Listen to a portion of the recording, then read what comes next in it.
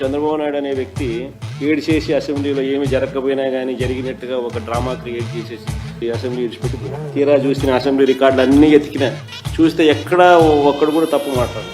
వాళ్ళ తల్లి గారిని మాట్లాడిన మాటల్ని ఎవరు కూడా తప్పిదమో ఎవరు కూడా అంగీకరించారు. ఆ తల్లిని కించపరచడం భావ్యం కాదని నేను సమాపంగా చెప్తాను. ఆ విజువల్ చూసిన ప్రతి ఒక్కళ్ళు కూడా తప్పు. మమ్మల్ని అడిగారు, నా భార్య అడిగింది నన్ను, మీరు అసెంబ్లీకి వెళ్ళేది ఇటువంటి పనికిమాల మాటలు మాట్లాడే భాష కోసమా? చంద్రబాబు నాయుడు గారి భార్యను ఉద్దేశించి మాట్లాడవచ్చు అని చెప్పి మమ్మల్ని అడిగారు. మేము తలదించుకునే పరిస్థితి.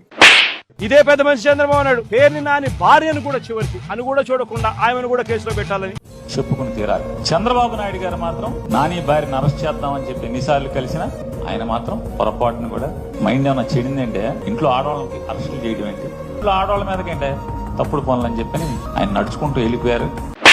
ఆంధ్ర రాష్ట్రానికి బహుశా 3 క్యాపిటల్లు వస్తాయేమో. 3 క్యాపిటల్లు కూడా రావాల్సిన పరిస్థితి కనిపిస్తా ఉంది అధ్యక్ష. సో ఒక అట్రాక్టివ్ క్యాపిటల్ ఏదో ఉండాలి కదా. అమరావతి ఉంది కదా మనకు. అమరావతి ఉంది. అమరావతి నుంచే జగన్మోహన్ రెడ్డి ఎక్కడి నుంచి రూల్ చేశారు. వీళ్ళంతా ఎక్కడ కూర్చున్నారు? గవర్నమెంట్ ఎక్కడి నుంచి నడిచింది? అక్కడ నుంచే కదా.